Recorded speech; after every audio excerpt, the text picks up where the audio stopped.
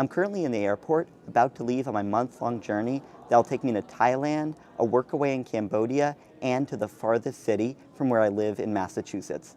It's pretty exciting.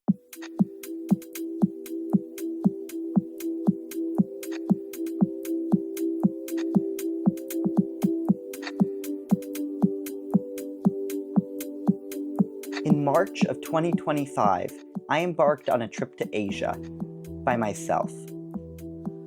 When you want to go on an adventure, but no one's available to join you, go solo.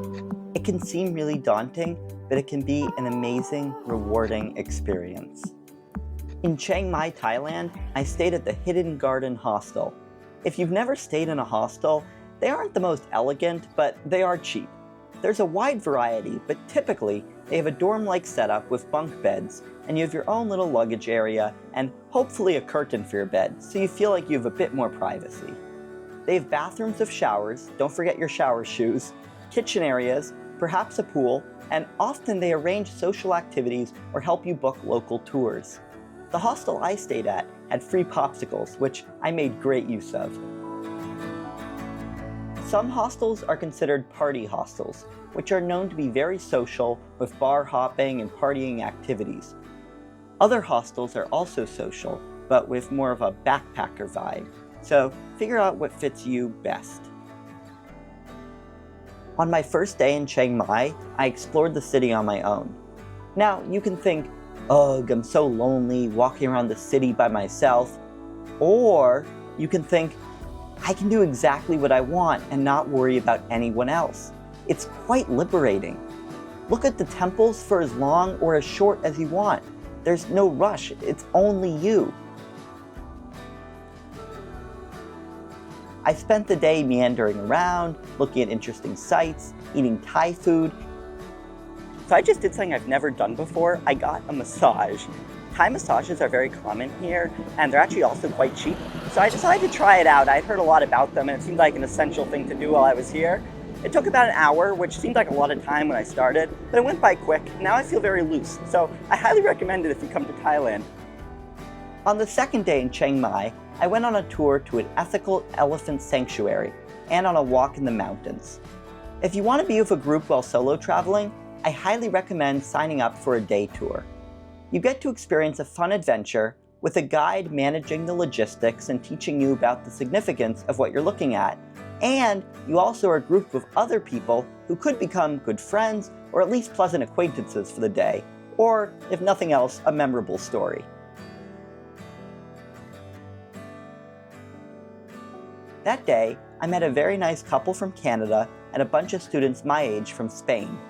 It helps to break the ice as soon as possible on these tours, so try to make an effort to say hello to those you can as early as you can.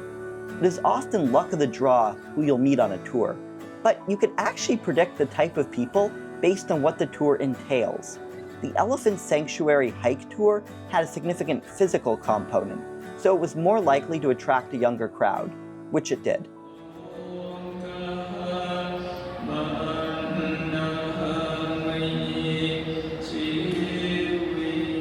The next day, in the morning, I went on a shorter tour to see some temples outside the city. This trip had 2 grown families on it and me. In the afternoon, I did a Thai cooking class, and there we had a great mixture of people. We had a family, other young backpackers, and some solo retirees. This was my favorite tour of the entire trip because everyone was very friendly and supportive as we cooked pad thai, curries, and soups. And the food was, well, delicious. That evening, I found myself chatting with the other travelers in my hostel dorm about our adventures. It was nice to feel this connection across the world. My next stop was Cambodia, where I spent 3 weeks volunteering as an English teacher. Volunteer opportunities abroad through websites like Woof or Workaway are a great way to be solo but not be alone because you're working with other volunteers, and I became friends with the locals as well. I'll be making a future video delving into that experience in more detail. At the end of my trip, I was in Phuket, Thailand, which is known as a touristy, party-focused spot in southern Thailand. I was only there for around 2 days before flying home, but while there, I joined a tour to the Phi Phi Islands, which are simply gorgeous. That tour group consisted of 8 couples, or groups of 2, and me.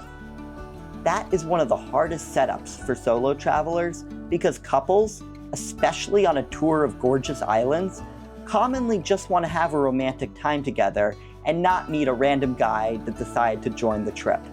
I felt like I was 17th wheeling, but at lunch, a couple from the UK invited me to sit at their table and we quickly became friends. That changed the whole day for me. Don't forget to think about others on your tour. If you see someone solo, be friendly and inviting to them.